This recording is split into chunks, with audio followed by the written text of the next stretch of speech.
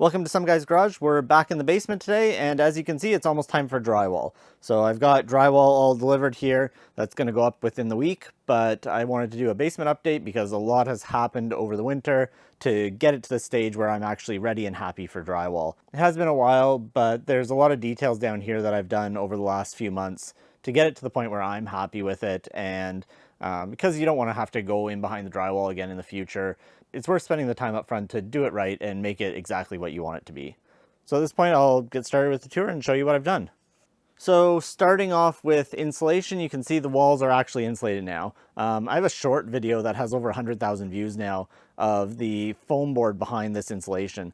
This is the actual finished product. So behind the studded wall here, there's 1-inch R5 pink foam.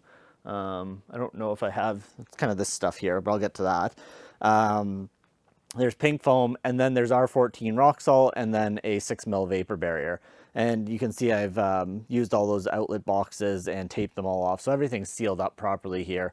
And really, this is kind of the right stage for a basement, at least up here in Canada, to have the foam or some sort of continuous thermal break, then the regular insulation, the R14 in this case, and vapor barrier in front. So that's done pretty much everywhere now.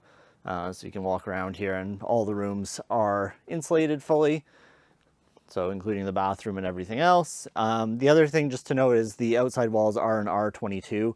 These used to be pink insulation. I've replaced that with rock salt instead of the regular pink bats. I think I got a couple up here in the ceiling still, but replacing those with rock salt just because it'll hold up better in the long term and is a nicer material to work with. In addition to that, you can see all the rim joists are done as well. So the vapor barrier is tucked up and stapled into the rim joists.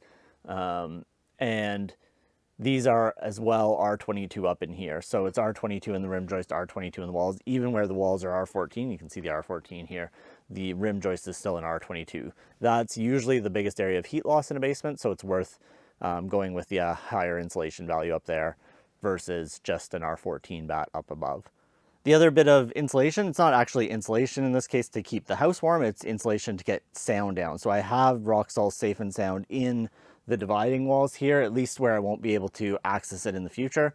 So obviously the utility room's not going to get finished, so I'll be able to get to the backside of these later, and it's easier to place it when you have something to push up against versus just kind of open free floating. So that's why I'm going to do those after. But put rock salt safe and sound in all of the walls that I won't be able to get to, just so that I can keep the sound transmission down. And then as well, you can see in the ceiling, I've added a bunch as well. Some of this is actually the leftover R14. R14 and safe and sound are essentially the same things. I think these are ever so slightly denser. They're like 3 inches thick, and these are 3.5 or something along the lines. But in the end, it works the same. So if you do have extra insulation, that's a good place to put it, is up in the ceiling if you're finishing your basement. So I've filled most of the basement with the insulation up in the ceiling as well. There are some spots that aren't done yet. You can see over here, but most of this is. The reason I haven't done these is I'm going to do drop ceiling down here. I'm not going to drywall the ceiling, so I'll have access to this later.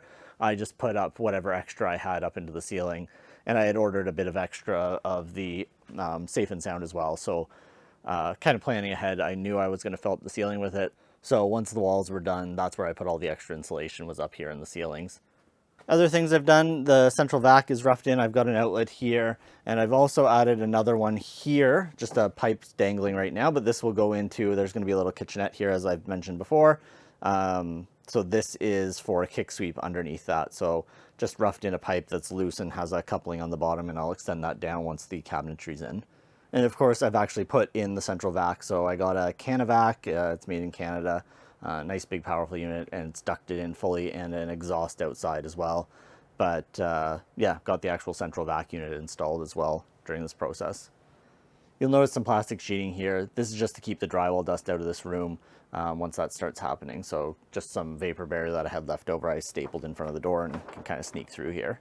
So another thing that's happened is I've put in a electric fireplace. This is a Napoleon, and it's 3,000 watt something or other. I've just got some foam board protecting the glass, and this will actually get drywalled here as well up to the edge. But a nice kind of built-in electric fireplace. Would have been nice to do gas, but not possible given the mess of ducts here and trying to vent it all the way out the side and the windows and the placement, it would have just been difficult. So an electric fireplace puts out a fair bit of heat and gives me a little bit of ambiance and stuff down here without the trouble of trying to get a gas fireplace installed. That's something I could do myself. The first one of these, I think I have a short clip of video here, but the first one I installed actually went up in smoke when we powered it on. So had smoke billowing out of the machine or out of the fireplace and had to get replaced. So this is the second unit, but it's been fine. I've tested it a few times and it's all good there. And while we're looking down here at the ground, you might notice that the floor looks a little different. So I've done self-leveling concrete on pretty much all of the areas that are going to get finished. You'll see there isn't any right here, but you can see the transition from the self-leveler over just to the existing concrete slab. This went fairly well. I used the Level Quick RS rapid set stuff and did it kind of in 3 pours. So I did 1 pour for this large area here, another pour for the shop and office space over here, and then started with the bathroom area at first just to do a test in a smaller area. I wasn't sure how it was going to go. Took 2, 7, and 9 bags or something like that. So around 18 bags of the self-leveler to do all of this, but has given me a much better surface as well as flattening things out. It actually did level the floors a fair bit. I have a little bit of tidy up to do around the doors and such just when I get to flooring, but not a big deal because that's where I joined the pours together, so it got a little bit messy. You can see some of the footprints and stuff, but that'll be easy to grind out a little bit smoother. But overall, it made a really big difference. You will see there's quite a few scuff marks on it already. This is said not to be a wear layer, and you can clearly see it's definitely marking up a lot more than concrete would, but won't be a problem. It is hard, it is stuck to the floor really well, and once there's flooring on it, that's no big deal. But that was a fairly significant job, and it was something I wanted to do before drywall just because it is coming up to the edge of the studs. I did have some of that sill gasket kind of lining along here, hence the edge, and they do say to keep it off the framing members, so the sill gasket let me keep that off the framing, and I didn't want it splashing up against drywall or trying to muck with the bottom of the drywall, so that's why I did it beforehand. But overall, really happy with how it turned out, and will make it so when I put I'm going to do vinyl plank flooring down here. When I put the vinyl plank down, it won't have those issues with bounce or any things clicking together, hopefully. So just in the bathroom, no lights anymore. I have taken out all of the switches so that the drywall can actually come up to these. Some of them are just taped over right now, but I did have to take out all the electrical switches, so no lights in this room. But you can see I have put in the shower pan and cement board on the walls. This will be a tile backer on the walls here and just the standard like fiberglass shower pan. Drywall needs to come up to this, so I wanted to get the cement board up before the drywall goes in. So I've done that and installed the shower pan with the drain and everything. Nothing else too exciting has happened in here otherwise, just everything's stripped down so that the drywall can happen. And this is the one room I'm going to drywall the ceiling as well. So it needs to be clear of all the sort of things, lights and the ducts and things like that have to be all taken out before drywall. Another thing I just had done as well before drywall, which seems a little funny, but I had duct cleaning done. Yes, actually duct cleaning. It wasn't one of the telemarketer scams, but they do go into the bottom of the ducts here in a number of spots, and this is all going to be closed off. This will be drywalled, the bulkheads. So I wanted to have a chance for them to get in and do a thorough duct cleaning before this was all closed in. It did go really well though, so ducts were all cleaned as well just in the last few weeks here before the mess of, unfortunately, drywall starts, but at least when they could get access to everything. So other changes at the stairs, you can see up here at the top of the stairs, there's actually a window now, so that's into our entryway. But just to let a little more light in, I added a small window at the top of the stairs. It'll probably help even more once it's drywalled and the light can bounce off of that and come down the stairs a little more, but it does brighten up this area a little bit. Can't really tell right now just because of the contrast on the camera, but it has let in a fair bit of light. And you can also see up above here, I've put a bulkhead over the stairs so that that can get drywalled and more sound insulation as well, all up in these walls, all the dividing walls. Moving down towards the laundry area now, more plastic to keep the dust out. You can see this is where I've ended the self-leveler. I probably will have to extend it as a second pour just a little bit further into the room. The reason I cut off here was I did have a plate, the bottom plate extended across when I actually poured this to keep it from flowing into the room.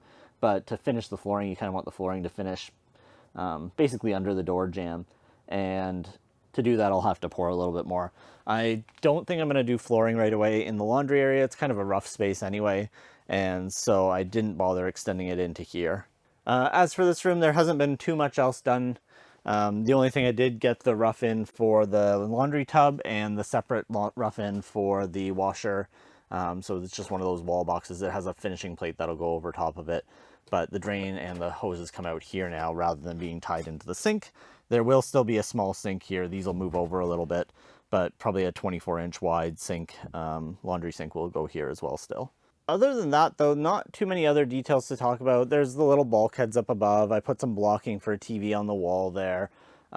Just minor things to get it to where I want it to be, making sure everything is sound deadened and basically just cleaned up and ready to go. You can see I have almost everything out of the way now. There's a couple little tables. The closet, I'm not going to drywall the inside, so if you're wondering why all this stuff is still in here, I'm going to do probably plywood or something inside here because I will be storing more tools and other things like that, and I'd rather have a more durable surface on the inside or leave it open in some cases.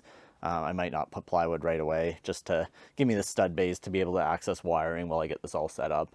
Anyway, that is an update on where the basement's at. Like I said, I've got drywall here. It's going to start within the week, and just wanted to do an update video on this. I'm not actually going to hang the drywall. I've hired that out. This is probably the worst job for a DIYer to do, and getting somebody that's professional, especially for the taping and muddying, is well worth the money. They'll do it a lot faster and a lot better job.